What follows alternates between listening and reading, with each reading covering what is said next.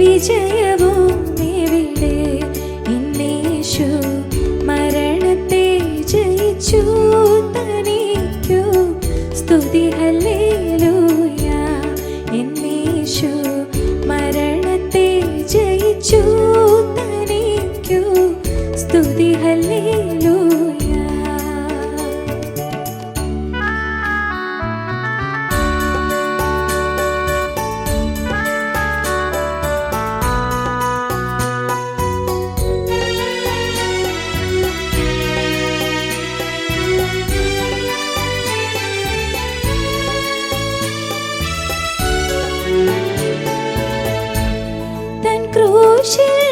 ഞാനും മരിച്ചു, നിത്യമാം ജീവൻ കൈവരിച്ചു. തൻ ക്രൂശിൽ ഞാനും മരിച്ചു, നിത്യമാം ജീവൻ കൈവരിച്ചു. തന്നിൽ ഞാൻ സർവവും ലയിച്ചു, തന്നിൽ ഞാൻ സർവവും ലയിച്ചു. ഹല്ലേലൂയ. മരണമേ വിഷമെങ്ങു നിന്റെ വിജയവും എവിടെ?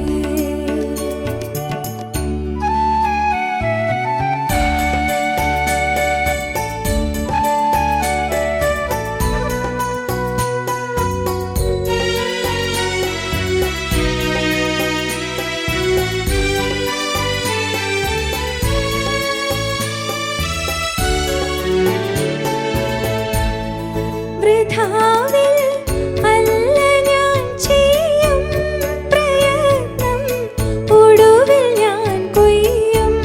വൃഥാവിൽ അല്ല ഞാൻ ചെയ്യും പ്രയത്നം, ഒടുവിൽ ഞാൻ കൊയ്യും. തടയുവാൻ ഇല്ലൊരു കൈയും, തടയുവാൻ ഇല്ലൊരു കൈയും. ഹല്ലേലൂയ. മരണമേ വിഷമെങ്ങു നിന്റെ വിജയവും എവിടെ?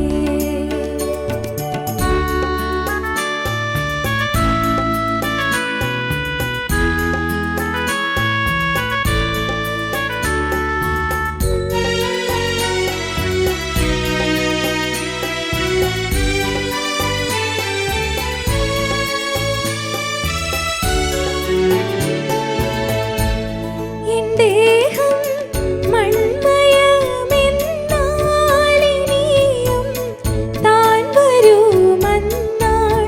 എൻ ദേഹം മൺമയമെന്നാലിനിയും താൻ വരുമന്നാൾ. വിളങ്ങും തേജസ്സിൽ നന്നായി, വിളങ്ങും തേജസ്സിൽ നന്നായി. ഹല്ലേലൂയ. മരണമേ വിഷമെങ്ങു നിന്റെ വിജയവും എവിടെ? എന്നേശു മരണത്തെ ജയിച്ചു, തനിക്കു സ്തുതി ഹല്ലേലൂയ.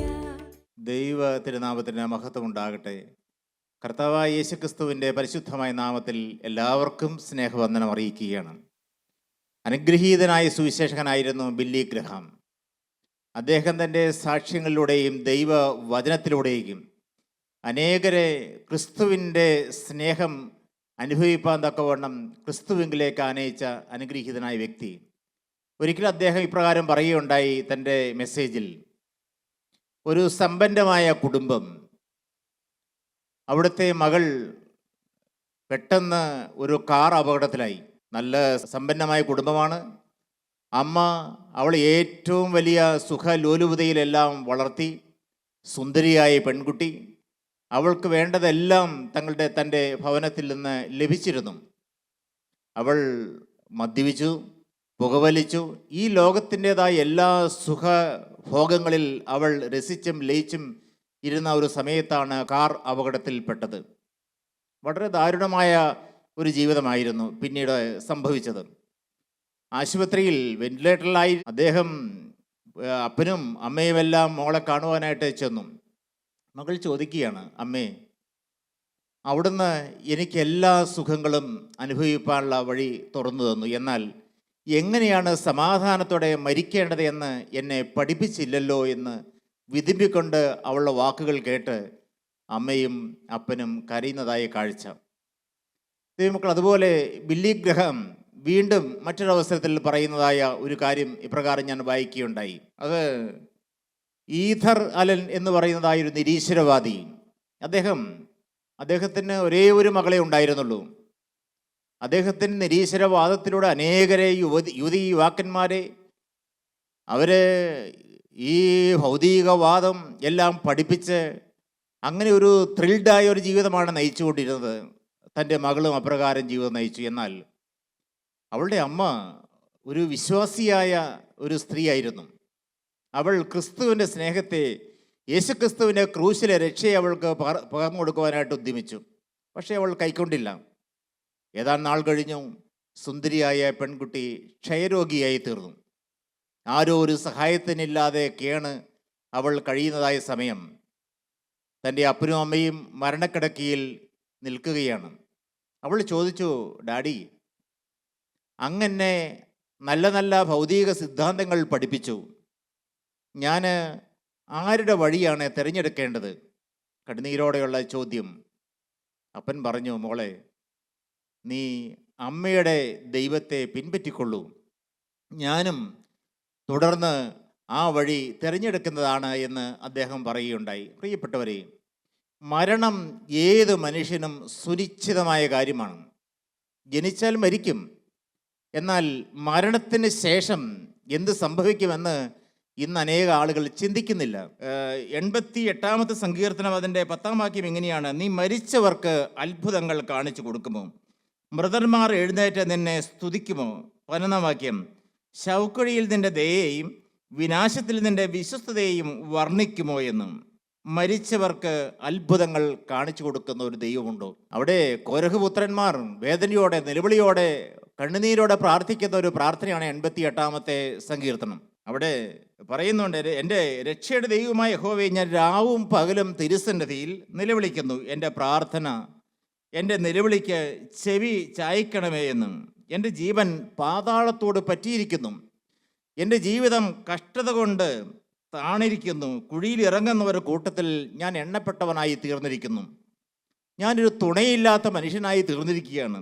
ജീവിതത്തിൽ വലിയ ദുഃഖത്തിൽ ആണ്ടുപോയ മനുഷ്യൻ, കണ്ണീരിൽ ആണ്ടുപോയി. ജീവിതത്തിൻ്റെ അവസാന നാളിലേക്ക് വന്നപ്പോൾ അവൻ നിരാശയിലേക്ക് പോവുകയാണ്. വേദനാകരമായ ജീവിതത്തിലേക്ക് കൂപ്പുകുത്തുന്നതായ അവസ്ഥ. വീണ്ടും പറയുകയാണ്, ശവക്കുഴിയിൽ കിടക്കുന്ന ഹതന്മാരെ പോലെ എന്നെ മരിച്ചവരുടെ കൂട്ടത്തിൽ ഉപേക്ഷിച്ചിരിക്കുന്നു. എൻ്റെ പരിചയക്കാരെ നീ എന്നോട് അകറ്റി, അവർ എനിക്ക് വെറുപ്പായി തീർന്നിരിക്കുന്നു. എൻ്റെ പരിചയക്കാർ അന്ധകാരമത്രേ എന്ന് കോരഹപുത്രന്മാർ നിലവിളിക്കുകയാണ്. എന്നാൽ ദൈവത്തോട് നിലവിളിച്ചുകൊണ്ട് ഒരു വിശ്വാസിയായ വ്യക്തി ചോദിക്കുകയാണ്, കർത്താവേ, നീ മരിച്ചവർക്ക് അത്ഭുതങ്ങൾ കാണിച്ചു കൊടുക്കുമോ? വീണ്ടും, മൃതന്മാർ എഴുന്നേറ്റ് നിന്നെ സ്തുതിക്കുമോ? ശവക്കുഴിയിൽ നമുക്കറിയാം, പൊടി, ശരീരം മരണത്തോടെ പൊടിയിലേക്ക് ചേരുന്നു. നീ മണ്ണാകുന്നു, മണ്ണിലേക്ക് തിരികെ ചേരും. പൊടിയിലേക്ക് തിരികെ ചേരുന്ന മനുഷ്യൻ ശവക്കുഴിയിൽ നിന്റെ ദയ, വിനാശത്തിൽ നിന്റെ വിശ്വസ്തതയും വർണ്ണിക്കുമോ? സങ്കീർത്തനക്കാരനായ ദാവീദ് പിന്നീട് പറയുന്നുണ്ട്, മരണത്തിൽ നിന്നെക്കുറിച്ച് ഓർമ്മയില്ലല്ലോ, പാതാളത്തിൽ ആർ നിനക്ക് സ്തോത്രം ചെയ്യും. പ്രിയപ്പെട്ടവരെ, സ്തുതി നഷ്ടപ്പെട്ടു പോയ മനുഷ്യൻ ജീവിതത്തിൻ്റെ അന്ത്യകാലത്ത് നിലവിളിക്കുകയാണ്. ഒരു ജീവിതം കർത്താവെ നിന്നെ സ്തുതിക്കുവാൻ കഴിയും. നിത്യമായ ജീവിതം മരണത്തോടെയെല്ലാം അവസാനിക്കുകയല്ല. സഭാപ്രസംഗിയുടെ പുസ്തകം അതിൻ്റെ 5-ാമത്തെ അധ്യായം 17-ാമത്തെ വാക്യം ഇങ്ങനെ പറയും: അവൻ്റെ ജീവകാലമൊക്കെയും ഇരുട്ടിലും വ്യസനത്തിലും ദീനത്തിലും ക്രോധത്തിലും കഴിയുന്നു എന്ന്. മനുഷ്യൻ്റെ അവസാന ഘട്ടത്തിലേക്ക് വരുമ്പോൾ അവൻ നിരാശപ്പെട്ടു പോവുകയാണ്. ഈ ഭൗതിക സുഖത്തിലും സന്തോഷത്തിലും അവൻ രസിച്ച് സന്തോഷിച്ച് ഈ ലോകത്തിൻ്റെതായ എല്ലാ സന്തോഷങ്ങളും അനുഭവിക്കുന്ന മനുഷ്യൻ, ഇവിടെ സഭാപ്രസംഗി പറയുന്നുണ്ട്, മായ സർവവും മായ, സകലവും മായയാണ്. ഭൂമിക്ക് സൂര്യന് കീഴെയുള്ള സകലതും മായയാണെന്ന് പറഞ്ഞുകൊണ്ട് അവൻ തൻ്റെ ജീവിതത്തെ പരിശോധിക്കുകയാണ്. പ്രിയപ്പെട്ടവരെ, ഈ ഭൂമിയിലെ എല്ലാ സുഖങ്ങളും അനുഭവിച്ചു ആര്? ശലോമോൻ. പക്ഷേ അവസാനം അവൻ നിരാശയിലേക്ക് കൂപ്പുകുത്തുകയാണ്. നിരാശയുടെ പടുകുഴിയിലേക്ക് പോകുന്ന മനുഷ്യൻ. അതിൻ്റെ 2-ാം അധ്യായം 20-ാം വാക്യം ഇങ്ങനെയാണ്: സർവ സൂര്യന് കീഴെ പ്രയത്നിച്ച സർവ പ്രയത്നത്തെക്കുറിച്ച് ഞാൻ എൻ്റെ ഹൃദയത്തെ നിരാശപ്പെടുത്തുവാനായിട്ട് തുടങ്ങി. ജീവിതത്തിൽ പ്രത്യാശ നഷ്ടപ്പെട്ടു പോയ മനുഷ്യൻ, മുന്നോട്ടുള്ള ജീവിതം അടഞ്ഞുപോയി, ഭാവിയെക്കുറിച്ച് ചിന്തയില്ല, ഒരു നിത്യമായ ജീവിതമുണ്ട് എന്നുള്ള സത്യം അവൻ മനസ്സിലാക്കുന്നില്ല. സഭാപ്രസംഗിയുടെ പുസ്തകം 3-ാം അധ്യായം അതിൻ്റെ 11-ാം വാക്യത്തിൻ്റെ അവസാനം ഇങ്ങനെ പറയും: നിത്യതയും മനുഷ്യരുടെ ഹൃദയത്തിൽ വച്ചിരിക്കുന്നു എന്ന്. നിത്യത, ഒരു നിത്യത. ദൈവമക്കളെ, നാം അത് ചിന്തിക്കാറുണ്ടോ? എനിക്കൊരു നിത്യമായ ജീവിതമുണ്ട്. ഈ ഭൂമിയിലെ ജീവിതം കൊണ്ടെല്ലാം അവസാനിക്കുന്നില്ല. നിത്യത അത് ഒന്നുകിൽ സ്വർഗം അല്ലെങ്കിൽ നിത്യമായ യാതനാ സ്ഥലം. ഈ 2 വഴികളെ ഈ ഭൂമിയിൽ ഒരു മനുഷ്യന് ലഭിക്കുകയുള്ളൂ. ദൈവത്തിൻ്റെ വചനം വളരെ വ്യക്തമാണ്. മരണത്തോടെ എല്ലാം അവസാനിക്കുകയല്ല. സ്വർഗം ഈ ഭൂമിയിൽ ജീവിക്കുന്ന കാലത്ത് യേശുക്രിസ്തുവിനെ ഹൃദയത്തിലേക്ക് കർത്താവും രക്ഷിതാവുമായി സ്വീകരിച്ചുകൊണ്ട് യേശുക്രിസ്തുവിനെ പിൻപറ്റുന്ന വ്യക്തികൾക്ക് ലഭിക്കുന്ന ഭാഗ്യമാണ് സ്വർഗ സൗഭാഗ്യം. എന്നാൽ പാപത്തിൻ്റെ അന്ധകാരത്തിലേക്ക് പോകുന്ന മനുഷ്യൻ, വഴിയറിയാതെ നടക്കുന്ന മനുഷ്യൻ, ഈ ലോകത്തിൻ്റെ പിന്നാലെ ഓടുന്ന മനുഷ്യൻ ചിന്തിക്കുന്നില്ല അവൻ വലിയൊരു ദുരന്തത്തിലേക്കാണ് പോകുന്നതെന്ന്. പ്രിയപ്പെട്ട ദൈവവേദലയും, നാം ശാന്തമായി ചിന്തിച്ചു നോക്കൂ. ഒരു സ്വർഗമുണ്ട്, ഒരു നരകമുണ്ട് എന്ന് എത്ര പേർ വിശ്വസിക്കുന്നുണ്ട്? യേശുക്രിസ്തു എന്താണ് പറഞ്ഞത്? മത്തായിയുടെ സുവിശേഷം 25-ാം അധ്യായം അതിൻ്റെ 30-ാം വാക്യം ഇങ്ങനെയാണ്: കൊള്ളരുതാത്ത ദാസനെ ഏറ്റവും പുറത്തുള്ള ഇരുട്ടിലേക്ക് തള്ളിക്കളവീൻ, അവിടെ കരച്ചിലും പല്ലുകടിയും ഉണ്ടാകും. കൊള്ളരുതാത്ത ദാസനെ യേശു തൻ്റെ സ്വന്തം നാവെടുത്ത് പറയുകയാണ്. കൊള്ളരുതാത്ത ദാസനെ, ദ ഔട്ടർ മോസ്റ്റ് ഡാർക്ക്നെസ്, ഏറ്റവും പുറത്തുള്ള ഇരുട്ടിലേക്ക് തള്ളിക്കളവീൻ, അവിടെ കരച്ചിലും പല്ലുകടിയും ഉണ്ടാകും. അതിൻ്റെ 25-41 ഇങ്ങനെ പറയുന്നു: കർത്താവ് ഇടത്തുള്ളവരോട് പറയുകയാണ്, ശപിക്കപ്പെട്ടവരെ, എന്നെ വിട്ട് പിശാചിനും അവൻ്റെ ദൂതന്മാർക്കും ഒരുക്കിയിരിക്കുന്ന നിത്യ അഗ്നിയിലേക്ക് പോകുകയും. 46-ാം വാക്യം ഇങ്ങനെ: ഇവർ നിത്യ ദണ്ഡനത്തിലേക്ക് നീതിമാന്മാർ നിത്യ ജീവങ്കിലേക്കും പോകുമെന്ന്. 2ആയിട്ട് തിരികുകയാണ്. ഈ ഭൂമിയിൽ നാം ഒന്നിച്ച് ജീവിക്കുന്നു. ഒരു കുടുംബത്തിൽ, ഒരു കൂട്ടായ്മയിൽ, ഒരു ഇടവകയിൽ, ഒരു ദേശത്ത് നാം ജീവിക്കുന്നു. എന്നാലും പ്രിയരെ, ഒരു ദിവസം ഈ ഭൂമിയിലെ ജീവിതകാലം കഴിഞ്ഞ് നാം അക്കരെ നാട്ടിലേക്ക് കടന്നു ചെല്ലും. കർത്താവായ യേശു പറയുകയുണ്ടായി, ഒരിക്കൽ മരിക്കുകയും പിന്നെ ന്യായവിധിയും മനുഷ്യർക്ക് നിയമിച്ചിട്ടുണ്ട് എന്ന്. ഒരു നിയമനം ദൈവം നമുക്ക് നൽകിയിട്ടുണ്ട്. ദൈവമക്കളെ, നമ്മുടെ നിത്യത എവിടെ കഴിക്കുമെന്ന് നമുക്ക് ഉറപ്പുണ്ടോ? ഞാൻ ഈ ഭൂമിയിൽ എന്ന് മാറ്റപ്പെട്ടാലും എൻ്റെ കർത്താവിൻ്റെ രാജ്യത്തിൽ എത്തുമെന്നുള്ളതായി ഉറപ്പ്, അത് ലഭിക്കുന്നതാണ് ഏറ്റവും വലിയ ഭാഗ്യം. കർത്താവ് ഒരിക്കൽ പറയുകയുണ്ടായി, യേശു തൻ്റെ സ്വന്തം നാവെടുത്ത് പറയുകയുണ്ടായി, അന്ന് തെക്ക് നിന്നും വടക്ക് നിന്നും കിഴക്ക് നിന്നും പടിഞ്ഞാറ് നിന്നും അനേകർ വന്ന് അബ്രഹാമിനോടും ഇസ്ഹാക്കിനോടും യാക്കോബിനോടും കൂടെ പന്തിയിലിരിക്കും. രാജ്യത്തിൻ്റെ പുത്രന്മാരെയോ ഏറ്റവും പുറത്തുള്ള ഇരുട്ടിലേക്ക് തള്ളിക്കളവീൻ, അവിടെ കരച്ചിലും പല്ലുകടിയും ഉണ്ടാകും. ദൈവമക്കളെ, ഈ ഭൂമിയിലെ പ്രവാസകാലം തന്മൂലം നാം ഭയത്തോടും വിറയലോടും കൂടി ജീവിക്കേണ്ടതാണ്. പാപം പറ്റാതെ വിശുദ്ധിയോട് ജീവിക്കേണ്ടതാണ്. ഈ ഭൂമിയിലെ ജീവിതം വിലയേറിയ ജീവിതമാണ്. ഒരൊറ്റ ആയുസ്സേ നമുക്കുള്ളൂ. Just one life that will soon be past, that is done for Christ alone will last. C.T. സ്റ്റഡിൻ്റെ വാക്കുകളാണ്. പ്രിയപ്പെട്ടവരെ, ഒരു ആയുസ്, ചെറിയൊരു ആയുസ് മാത്രമേ നമുക്ക് ഈ ഭൂമിയിലുള്ളൂ.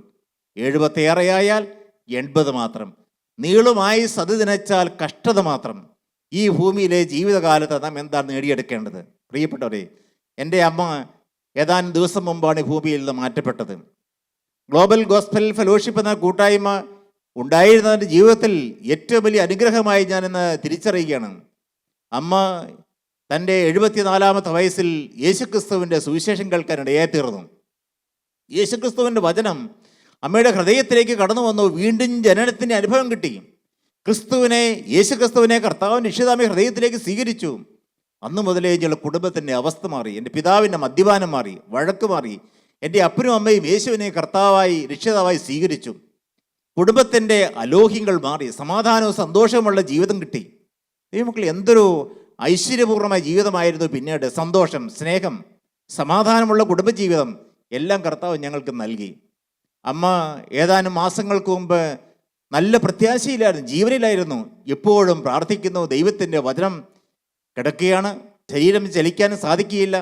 പക്ഷെ എപ്പോഴും ആ ദൈവസ്നേഹത്തിൽ വചനം പറയുകയും പ്രാർത്ഥിക്കുകയും യേശുക്രിസ്തുവിനെ സ്തുതിക്കുകയും യേശുക്രിസ്തുവിൻ്റെ തിരുരക്തം സകല പാപവും പോക്കി എന്നെ ശുദ്ധീകരിക്കുന്നു. ഈ വചനങ്ങളെല്ലാം ഉരുവിട്ടുകൊണ്ട് അമ്മയ്ക്ക് അനേക സങ്കീർത്തനങ്ങൾ, ദൈവവചനങ്ങൾ എല്ലാം കാണാപ്പാടം അറിയാമായിരുന്നു. സ്കൂളിൽ പോയിട്ടില്ല, പഠിച്ചിട്ടൊന്നുമില്ല. പക്ഷേ യേശുക്രിസ്തുവിൻ്റെ വചനമുള്ളിൽ കടന്നപ്പോൾ അമ്മയെ കർത്താവ് മലയാളം വായിക്കുവാനായിട്ട് പഠിപ്പിച്ചു. ദൈവമക്കളെ, വചനം ഹൃദയത്തിൽ ക്രിയ ചെയ്തു തുടങ്ങി, വചനം ഹൃദയത്തിൽ സംഗ്രഹിച്ചു. അങ്ങനെ അമ്മ ജീവനിലായിരുന്നു. എന്നാൽ ഏതാനും ദിവസങ്ങൾ കഴിഞ്ഞപ്പോൾ, മരണത്തിൻ്റെ ആ ദിവസത്തോടടുത്തപ്പോൾ ഞങ്ങൾ ഞെട്ടലോടെ കണ്ടതായ ചില കാര്യങ്ങളുണ്ട്. ദൈവത്തിന് സ്തോത്രം. മുഖത്തേക്ക് നോക്കുമ്പോൾ വലിയ ഭയപ്പാട്. മരണം അടുത്തുകൊണ്ടിരിക്കുകയാണ്. ഇങ്ങനെ ശ്വാസം വലിച്ചുകൊണ്ടിരിക്കുന്നതായ സമയം, അവസാന നാളുകൾ. എന്നാൽ പ്രിയരെ, അമ്മയുടെ മുഖത്ത് ഭയപ്പാടും ആ സംഭവവും എല്ലാം കണ്ടപ്പോൾ ഞങ്ങൾക്ക് ഭയം തോന്നി. ഞങ്ങൾ പ്രാർത്ഥിച്ചു, അമ്മയ്ക്ക് വചനം പറഞ്ഞു കൊടുത്തു. പക്ഷെ ഒന്നും ഉൾക്കൊള്ളാൻ പറ്റാത്തതായ സാഹചര്യമായിട്ട്. എന്തു പറ്റി അറിഞ്ഞുകൂടായിരുന്നു പ്രിയപ്പെട്ടവർ. എന്നാൽ ദൈവമക്കളായ എല്ലാ ദൈവമക്കളും അമ്മയ്ക്ക് വേണ്ടി പ്രത്യേകം പ്രാർത്ഥിച്ചു.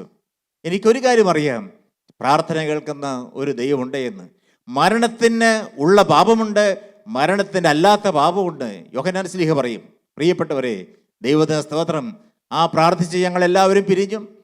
തുടർന്ന് അമ്മ ശാന്തമായിട്ടിരിക്കുന്നതും ആ ഒച്ചപ്പാടും ബഹളമെല്ലാം മാറി നല്ല ശാന്തതയുള്ള ഒരു അമ്മയായി ഈ ഭൂമിയിൽ നിന്ന് പിന്നീട് കർത്തസന്നിധിയിലേക്ക് മാറ്റപ്പെടുവാൻ ഇടയായി തീർന്നു. ദൈവമക്കളെ, എൻ്റെ അമ്മ ഒരു ഭാഗ്യവതിയാണ്. ഞാനും ഭാഗ്യവാനാണ്. കാരണം എന്താണ്? ലംഘനം ക്ഷമിച്ചും പാപം മറച്ചും കിട്ടിയ മനുഷ്യൻ്റെ ഭാഗ്യവാൻ. യഹോവാകൃത്യം കണക്കിടാതെയും ആത്മാവിൽ കപടമില്ലാതെ ഇരിക്കുന്ന മനുഷ്യൻ ഭാഗ്യവാനും. പ്രിയപ്പെട്ടവർ, ഈ ഭൂമിയിൽ 2 തരം മരണമുണ്ട്.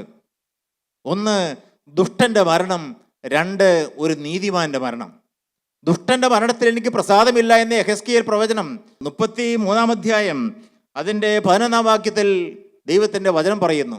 ദുഷ്ടൻ്റെ മരണത്തിൽ എനിക്ക് ഇഷ്ടമില്ല. അവൻ മനം തിരിഞ്ഞ് കർത്താവിലേക്ക് വരിക എന്നുള്ള ദൈവത്തിൻ്റെ ഇഷ്ടം. ദൈവമക്കളെ, നമ്മുടെ മാനസാന്തരപ്പെട്ടവരുടെ മാനസാന്തരം. ദുഷ്ടൻ ആരാണ്? അവിശ്വാസിയാണ്. എബ്രായ ലേഖനം 3-4 അധ്യായങ്ങൾ വായിക്കുമ്പോൾ കാണുന്നുണ്ട്. അവിശ്വാസമാണ് ദുഷ്ടഹൃദയം. നിങ്ങളിൽ ആർക്കും ഉണ്ടാകാതിരിക്കട്ടെ, കരുതിക്കൊള്ളുവിൻ. സൂക്ഷ്മതയോടെ കരുതുവാൻ ദൈവത്തിൻ്റെ വചനം നമ്മെ ഓർമ്മപ്പെടുത്തുകയാണ്. പ്രിയപ്പെട്ടവരെ, നാം ആരും അവിശ്വാസിയായി പോകരുത്.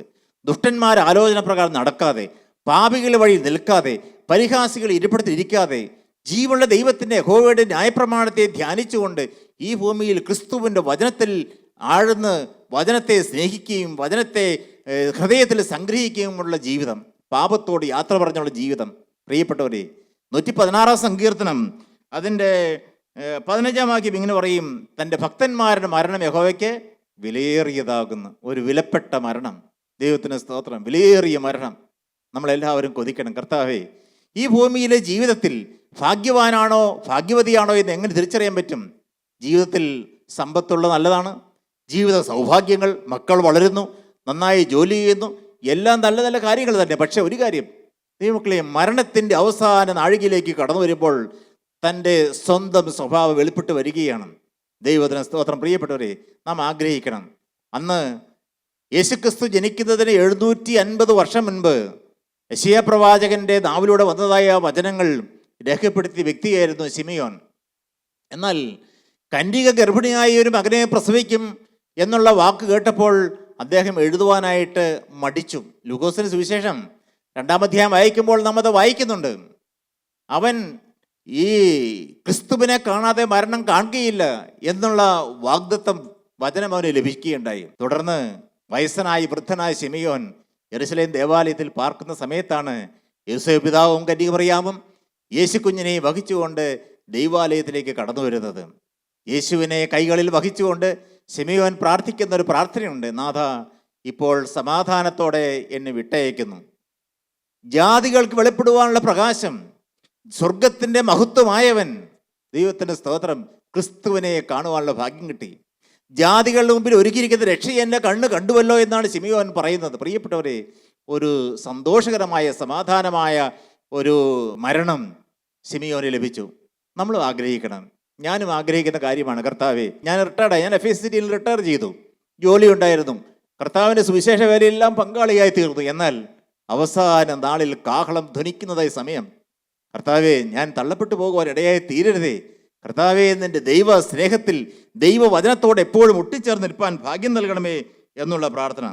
യോഹന്നാന്റെ സുവിശേഷം 5-ാം അധ്യായം 28-ാം വാക്യം ഇങ്ങനെ പറയും: കല്ലറകളിൽ ഉള്ളവർ എല്ലാവരും അവൻ്റെ ശബ്ദം കേട്ട്, നന്മ ചെയ്തവർ ജീവനായും തിന്മ ചെയ്തവർ ന്യായവിധിക്കായി പുനരുത്ഥാനം ചെയ്യുന്ന നാഴിക വരുന്നു എന്ന്. പ്രിയപ്പെട്ടവരെയും, ഒരു ജീവിതം, ഒരു ദിവസം വരുന്നുണ്ട്, ഒരു ഉണർന്ന് എഴുന്നേൽക്കുന്ന ദിവസം വരുന്നുണ്ട്. 17-ാം സങ്കീർത്തനത്തിൽ അവസാന ഭാഗത്ത് അവിടെ ദാവീദ് പറയുന്നുണ്ട്, 15-ാം വാക്യം: ഞാനോ നീതിയിൽ നിന്റെ മുഖത്തെ കാണും, ഞാൻ ഉണരുമ്പോൾ നിന്റെ രൂപം കണ്ട് തൃപ്തനാകും. ഞാൻ ഉണരുമ്പോൾ ദൈവത്തിൻ്റെ മുഖം കണ്ട് തൃപ്തനാകും. ഈ ഭൂമിയിൽ മറ്റൊന്നും നമുക്ക് തൃപ്തി, സന്തോഷം തരികയില്ല. ദൈവമുഖം കണ്ട്, ദൈവത്തെ കണ്ണാലെ ഭൂമിയിൽ കണ്ടുകൊണ്ട് ഇയ്യോബ് ഒരിക്കൽ പറയുകയുണ്ടായി, ഞാൻ നിന്നെക്കുറിച്ച് കേൾവി മാത്രമേ കേട്ടിരുന്നുള്ളൂ, എന്നാൽ ഇപ്പോൾ എൻ്റെ കണ്ണാൽ ഞാൻ നിന്നെ കാണുന്നു. അതുകൊണ്ട് ഞാൻ എന്നെ തന്നെ വെറുത്ത് പൊടിയിലും ചാരത്തിലും കിടന്ന് അനുദപിക്കുന്നു. പ്രിയപ്പെട്ട, ദൈവത്തെ കാണുമ്പോൾ ഒരു മനുഷ്യന് ശരിയായ അനുതാപം ലഭിക്കുകയാണ്. ദൈവത്തിന് സ്തോത്രം. 2 മരണമുണ്ട്, അതുപോലെ 2 ഉയർത്തെഴുന്നേൽപ്പുമുണ്ട്. 1 വിശുദ്ധൻ്റെ മരണമുണ്ട്, അതുപോലെ ദുഷ്ടൻ്റെ മരണമുണ്ട്. ദാനിയേൽ പ്രവാചകന്റെ പുസ്തകം 12-ാം അധ്യായം 2-ാം വാക്യത്തിൽ പറയും, നിലത്തിലെ പൊടിയിൽ നിദ്ര കൊള്ളുന്നവരിൽ ചിലർ നിത്യജീവനായും ചിലർ നിത്യ ലജ്ജയ്ക്കും നിത്യനിന്ദയ്ക്കുമായി ഉണരുമെന്ന്. പ്രിയപ്പെട്ടവരെ, ഞാൻ ഉണരുമ്പോൾ ഒരു ദിവസം, ഇന്ന് നാം ഭൂമിയിലാണ്, ഭൂമിക്ക് മേളിലാണ്, ഒരു ദിവസം എൻ്റെയും നിങ്ങളുടെയും കണ്ണടയും. നമ്മുടെ പൂർവീകന്മാർ പോയി, എങ്ങോട്ട് പോയി? ഞാനും നിങ്ങളും പോകുന്നത് എങ്ങോട്ടേക്കാണ്? നമ്മൾ ചിന്തിക്കണം. ഈ ഭൂമിയിൽ ഇരിക്കുമ്പോൾ ചിന്തിക്കണം.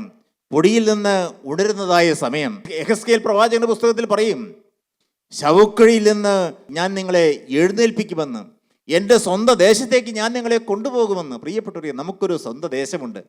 ഈ ഭൂമിയിൽ നാം അന്യരാണ്, ഈ ഭൂമിയിൽ നാം പരദേശികൾ. ഇവിടെ നമ്മുടെ രാജ്യമല്ല. അതുകൊണ്ടാണല്ലേ വിശ്വാസി പാടുന്നത്, എൻ്റെ ദേശം ഇവിടെയല്ല, ഇവിടെ ഞാൻ പരദേശവാസിയാണല്ലോ, അക്കരെയാണ് എൻ്റെ ശാശ്വത നാട്, അവിടെ എനിക്കൊരുക്കുന്ന ഭവനമുണ്ട്. നമ്മുടെ രാജ്യം ഇവിടെയല്ല, നമ്മുടെ ദേശം ഇവിടെയല്ല. അതുകൊണ്ടാണ് അപ്പോസ്തലനായ പൗലോസ് പറയും, നമ്മുടെ പൗരത്വമോ സ്വർഗത്തിലാകുന്നു, അവിടെ നിന്ന് കർത്താവായ യേശുക്രിസ്തു രക്ഷിതാവായി വരുമെന്ന് നാം കാത്തിരിക്കുന്നു. അവൻ നമ്മുടെ താഴ്ചയുള്ള ശരീരത്തെ തൻ്റെ മഹത്വമുള്ള ശരീരത്തോട് അനുരൂപമായി രൂപാന്തരപ്പെടുത്തും. പ്രിയപ്പെട്ടവർ, ഈ ശരീരം ഉയർത്തെഴുന്നേൽക്കാനുള്ളതാണ്. ഈ ശരീരം അതുകൊണ്ട് അശുദ്ധിക്കും അഴുക്കിനും പാപത്തിനും വിട്ടുകൊടുക്കാൻ സാധ്യമല്ല. നാം വിട്ടുകൊടുക്കരുത്. ഇന്ന് അനേക ആളുകൾ, ചെറുപ്പക്കാർ മാത്രമല്ല, മുതിർന്നവരും പ്രായമായവരും ഈ ലോകത്തിൻ്റെതായ അശുദ്ധിയിലേക്ക്, മദ്യപാനത്തിലേക്ക്, സിനിമാ കമ്പങ്ങളിലേക്ക്, ഈ ലോകത്തിൻ്റെ മോഹങ്ങളിലേക്ക് ഇറങ്ങിപ്പോകുന്നു. പരസ്പര സ്പർദ്ധയിൽ കഴിയുന്ന മനുഷ്യൻ ചിന്തിക്കുന്നില്ല. പരസ്പരം പകയിലും വിദ്വേഷത്തിലും മനുഷ്യൻ കഴിയുന്നു. പ്രിയപ്പെട്ടവരെ, നാം ഈ ഭൂമിയിൽ എങ്ങനെ ജീവിക്കണം? വിശുദ്ധരായി ജീവിക്കണം. യേശുക്രിസ്തുവിൻ്റെ സുവിശേഷം കേട്ട് വചനപ്രകാരം ജീവിക്കണം. യോഹന്നാന്റെ സുവിശേഷം 5-ാം അധ്യായം 24-ാം വാക്യത്തിൽ കർത്താവായ യേശു പറയുകയുണ്ടായി, എൻ്റെ വചനം കേട്ട് എന്നെ അയച്ചവനിൽ വിശ്വസിക്കുന്നവന് നിത്യജീവനുണ്ട്. അവൻ ന്യായവിധിയിലാകാതെ മരണത്തിൽ നിന്ന് ജീവങ്കിലേക്ക് പ്രവേശിച്ചിരിക്കുന്നു. പ്രിയപ്പെട്ടവരെ, മരണം മാറി ജീവൻ പ്രാപിക്കുന്ന ഒരു അനുഭവം നാം അത് പ്രാപിച്ചെടുത്തിട്ടുണ്ടോ? പ്രിയപ്പെട്ടവരെ, അതിനുവേണ്ടിയാണ് ഓരോ കൂടിവരവും. നമ്മുടെ ഓരോ ദേശത്തും യേശുക്രിസ്തുവിൻ്റെ ജീവൻ്റെ വചനം പ്രഘോഷിക്കുന്ന കൂട്ടായ്മകൾ ഉണർന്നു വരേണ്ടിയിരിക്കുന്നു. ദൈവത്തിന് സ്തോത്രം. എന്തിനു വേണ്ടി? ഓരോരുത്തരും യേശുക്രിസ്തുവിനെ കണ്ടെത്തണം, ക്രിസ്തുവിൻ്റെ സ്നേഹം തിരിച്ചറിയണം, യേശു ക്രൂശിൽ നേടിത്തന്ന രക്ഷ നാം ഓരോരുത്തരും സ്വന്തമാക്കണം. യേശുവിന് എങ്ങനെയാണ് നിത്യജീവൻ്റെ അനുഭവം പ്രാപിക്കാൻ ഇടയായി തീരുന്നത്? ക്രിസ്തുവിൻ്റെ വചനം കേൾക്കണം, ഈ വചനം ഹൃദയത്തിൽ സംഗ്രഹിക്കണം, അയച്ചവനിൽ വിശ്വസിക്കണം. സങ്കീർത്തനം വായിക്കുമ്പോൾ, 7-ാം സങ്കീർത്തനവും 18-ാം സങ്കീർത്തനവും എല്ലാം വായിക്കുമ്പോൾ കാണുന്നുണ്ട്, മരണപാശങ്ങൾ എന്നെ ചുറ്റി, അഗാധ പ്രവാഹങ്ങൾ എന്നെ വളഞ്ഞു എന്ന്, മരണത്തിൻ്റെ കണികളും എന്നെ തുടർന്ന് പിടിച്ചു എന്ന്. പ്രിയപ്പെട്ടവരെ, മരണം കടന്നു വരുന്നത് പാപത്തിലൂടെയാണ്. പൈശാചികൻ്റെ വഞ്ചനയിൽപ്പെട്ട മനുഷ്യൻ അവൻ പാപത്തിൻ്റെ അടിമയായിത്തീരുന്നു. പാപത്തിൻ്റെ ശമ്പളം മരണമാണ്. അവൻ മരണത്തിന് അധീനനായിത്തീരുന്നു. ആത്മാവ് മരിക്കുന്നു, നിത്യ ഗന്ധക തീപ്പൊയിലേക്ക് അവൻ തള്ളപ്പെട്ടു പോവുകയാണ്. എന്നാൽ ഒരു മനുഷ്യൻ അവൻ യേശുക്രിസ്തുവിനെ ഹൃദയത്തിലേക്ക് കൈക്കൊള്ളുമ്പോൾ കിട്ടുന്ന ഭാഗ്യം എന്താണ്? യെശയ്യാ പ്രവചനം 25:8, അവൻ മരണത്തെ സദാകാലത്തേക്കും നീക്കിക്കളയുമെന്ന്. മരണത്തെ സദാകാലത്തേക്കും നീക്കിക്കളയുന്നു. പ്രിയപ്പെട്ടവരെ, അതാണ് യേശു ക്രൂശിൽ നേടിത്തന്നത്, ക്രൂശിലെ ജയം. എബ്രായ ലേഖനം 2-ാം അധ്യായം 14-ാം വാക്യത്തിൽ പറയും, മരണത്തിൻ്റെ അധികാരിയായ പിശാചിനെ തൻ്റെ മരണത്താൽ നീക്കി ജീവപര്യന്തം മരണഭീതിയിൽ അടിമകളായിരുന്നവരൊക്കെയും യേശുക്രിസ്തു വിടുവിച്ചു. അതാണ് ക്രൂശിൽ നേടിത്തന്ന ജയം. പ്രിയ ജയം നാം അനുഭവിക്കുന്നുണ്ടോ? ക്രിസ്തുവിൻ്റെ സ്നേഹത്തിൽ ജീവിക്കാൻ നമുക്ക് കഴിയുന്നുണ്ടോ? കർത്താവ് ഒരിക്കൽ പറയുകയുണ്ടായി, ഞാൻ തന്നെ പുനരുത്ഥാനവും ജീവനുമാകുന്നു, എന്നിൽ വിശ്വസിക്കുന്നവൻ മരിച്ചാലും ജീവിക്കുമെന്ന്. പ്രിയപ്പെട്ടവരെ, മരണത്തോടെ എല്ലാം തീരുകയല്ല. മരണം ഒരു വാതിലാണ്. മരണത്തിൻ്റെ വാതിലിനപ്പുറത്തേക്ക് നാം കടന്നു ചെന്ന് നിത്യ സ്വർഗം നമ്മെ മാടി വിളിക്കുകയാണ്, സന്തോഷം നമ്മെ മാടി വിളിക്കുകയാണ്. നമുക്കാർക്കും അത് നഷ്ടപ്പെട്ടു പോകരുത്. ദൈവ സ്തോത്രം. ഭാവി കാലം, മരണമില്ലാത്തൊരു ലോകം, അനുഗ്രഹീതമായ ലോകത്തിലേക്ക് കർത്താവ് നമ്മെ വിളിക്കുകയാണ്. അവിടെ കണ്ണീരില്ല, അവിടെ ദുഃഖമില്ല, മുറവിളിയില്ല, അവിടെ മരണമില്ലാത്ത സന്തോഷ സൗഭാഗ്യം കർത്താവ് നമ്മെ ആ രംഗത്തേക്ക് നാം വിളിക്കുകയാണ്. സ്വർഗ സൗഭാഗ്യം നമ്മെ മാടി വിളിക്കുന്നു. പ്രിയപ്പെട്ട ദൈവമക്കളെ, അതിന് നാം എന്താണ് ചെയ്യേണ്ടത്? ദൈവത്തിൻ്റെ വചനം കേട്ട് ക്രിസ്തുവിലേക്ക് തിരിയുക. സുവിശേഷം എന്ത് പറയും? 2 തെസ്സലോനിക്ക ലേഖനം 2-ാം അധ്യായം 14-ാം വാക്യം, നമ്മുടെ കർത്താവായ യേശു ക്രിസ്തുവിൻ്റെ മഹത്വം പ്രാപിപ്പാനല്ലോ അവൻ ഞങ്ങളുടെ സുവിശേഷ ഘോഷണത്താൽ നിങ്ങളെ രക്ഷയ്ക്ക് വിളിച്ചത് എന്ന്. പ്രിയപ്പെട്ടവരെ, സുവിശേഷം നമ്മെ രക്ഷയിലേക്ക് നയിക്കുന്നു. ദൈവ സ്തോത്രം. അവനിൽ നമുക്ക് അവൻ്റെ രക്തത്താൽ അതിക്രമങ്ങളുടെ മോചനമെന്ന വീണ്ടെടുപ്പുണ്ട്. പ്രിയപ്പെട്ടവരെ, ദൈവത്തെ സ്തോത്രം. യേശു ലാസറിൻ്റെ കല്ലറയിലേക്ക് വന്നു. ലാസറേ പുറത്തു വരിക എന്ന് സ്വർഗത്തിൻ്റെ ശബ്ദം, ക്രിസ്തുവിൻ്റെ ശബ്ദം, ദൈവത്തിൻ്റെ വചനം അവിടെ മുഴങ്ങി. മരിച്ചവനിതാ പുറത്തു വരികയാണ്. ലാസർ ഉയർത്തെഴുന്നേറ്റതുപോലെ പ്രിയപ്പെട്ട നമുക്കുമുണ്ട് ഒരു ഉയർത്തെഴുന്നേൽപ്പ്. ക്രിസ്തുവിൻ്റെ ജീവൻ നമ്മിൽ വെളിപ്പെടണം. ക്രിസ്തുവിൻ്റെ ആത്മാവ് നമ്മിൽ വസിക്കുന്നുവെങ്കിൽ യേശു ക്രിസ്തുവിൻ്റെ ആത്മാവ് നമ്മെ ഉയർത്തെഴുന്നേൽപ്പിച്ച് നിത്യ സ്വർഗത്തിലേക്ക് കൊണ്ടുപോകും. ഈ ഭൂമിയിൽ നാം പരിശുദ്ധാത്മാവിനെ പ്രാപിക്കണം. പരിശുദ്ധാത്മാവിൻ്റെ നിറവിലേക്ക് വരിക, പരിശുദ്ധാത്മാവിൻ്റെ ആ കൃപയിലേക്ക് വരിക, പാപത്തിന്മേൽ ജയം അനുഭവിക്കുക. അന്ന് കാഹളം ധ്വനിക്കും, മരിച്ചവർ അക്ഷയരായി ഉയർക്കും. ദൈവത്തിന് സ്തോത്രം. അന്ന് നാം രൂപാന്തരപ്പെട്ട് വാനമേഘ ഗോളങ്ങളെ താണ്ടിക്കൊണ്ട് നീലവാനമേഘത്തിന് അപ്പുറത്തേക്ക് നാം പറന്നു പോകും. ദൈവത്തിന് സ്തോത്രം. കർത്താവ് താൻ ഗംഭീരനാദത്തോടും പ്രധാന ദൂതൻ്റെ ശബ്ദത്തോടും ദൈവത്തിൻ്റെ കാഹളത്തോടും കൂടെ സ്വർഗത്തിൽ നിറങ്ങി വരികയും ക്രിസ്തുവിൽ മരിച്ചവർ മുമ്പ് ഉയർത്തി നിൽക്കുകയും പിന്നെ ജീവനോട് ശേഷിക്കുന്ന വിശുദ്ധന്മാരായ ഓരോരുത്തരും കർത്താവിനെ എതിരേൽപ്പാൻ മേഘങ്ങളിൽ എടുക്കപ്പെടും. എൻ്റെ വാക്കുകൾ അവസാനിപ്പിക്കുമ്പോൾ ദൈവമക്കളെ നാം ഇന്ന് സമർപ്പിക്കുക. യേശുക്രിസ്തുവിൻ്റെ കരങ്ങളിലേക്ക് ജീവിതം പരമേൽപ്പി. കർത്താവേ, ഞാനൊരു പാപിയായ മനുഷ്യൻ, എന്നാൽ ഒരു കാര്യം എനിക്കറിയാം, അതിക്രമങ്ങളുടെ മോചനം എന്ന വീണ്ടെടുപ്പ് ക്രിസ്തുവിൻ്റെ രക്തത്തിലുണ്ട് എന്ന് ഞാൻ വിശ്വസിക്കുന്നു. കർത്താവേ, എന്നെ ഒന്ന് കഴുകണമേ. യേശുവെ, എന്നെ ഒന്ന് ശുദ്ധീകരിക്കണമേ. അവൻ്റെ പുത്രനായ യേശുവിൻ്റെ രക്തം സകല പാപം പോക്കി എന്നെ ശുദ്ധീകരിക്കുന്നു വിശ്വസിക്കുന്നു. കർത്താവേ, എനിക്ക് വേണ്ടി ഒരുക്കുന്ന മരണമില്ലാത്ത രാജ്യം, സ്വർഗരാജ്യം, കണ്ണീരില്ലാത്ത രാജ്യത്തിലേക്ക് പ്രവേശിപ്പാൻ തക്കവണ്ണം ഭാഗ്യം നൽകണമേ. അതിനാ ജീവിതം കർത്താവിൻ്റെ കരങ്ങളിലേക്ക് സമർപ്പിക്കൂ. ഇന്നു മുതൽ യേശുവെ, ഞാനൊരു പുതിയ സൃഷ്ടിയായി ജീവിക്കും, യേശുവിൻ്റെ മകനും മകളുമായി ജീവിക്കുമെന്ന് ഓരോരുത്തരും കർത്താവിൻ്റെ കരങ്ങളിലേക്ക് ജീവിതം ഭരമേൽപ്പിച്ചുകൊണ്ട് പ്രാർത്ഥിക്കൂ. ജീവിതം യേശു ഏറ്റെടുക്കട്ടെ. കർത്താവെ, ഇന്നു മുതൽ സകലവും പുതുതാക്കുന്ന ക്രിസ്തുവിൻ്റെ കരങ്ങളിലേക്ക് എന്നെ തന്നെ ഏൽപ്പിക്കുന്നു. കർത്താവ്, എന്നെ പുതുക്കി മെനയണമേ. എൻ്റെ മേൽ അവിടുത്തെ അനുഗ്രഹം പകരണമേ. പരിശുദ്ധാത്മാവിനെ അയക്കണമേ. തിരക്തത്താലിനെ കഴുകി ശുദ്ധീകരിക്കണമേ. പ്രാർത്ഥനയോടെ ജീവിതം കർത്താവിൻ്റെ കരങ്ങളിലേക്ക് ഏൽപ്പിക്കാൻ നല്ലവനും കാരുണ്യവാനും പരിശുദ്ധനുമായ ജീവനുള്ള ദൈവമേ, ഈ നല്ല ദിവസത്തിനായി ഞങ്ങൾ അങ്ങേ സ്തുതിക്കുന്നു. കേൾപ്പിച്ച വചനങ്ങൾക്കായി സ്തോത്രം. തന്നയിൽ അനുഗ്രഹങ്ങൾക്കായി ഞങ്ങൾ അങ്ങേ വാഴ്ത്തുന്നു. സകലതും കർത്താവായ യേശുക്രിസ്തുവിൻ്റെ പരിശുദ്ധമായ നാമത്തിൽ തന്നെ. ആമീൻ.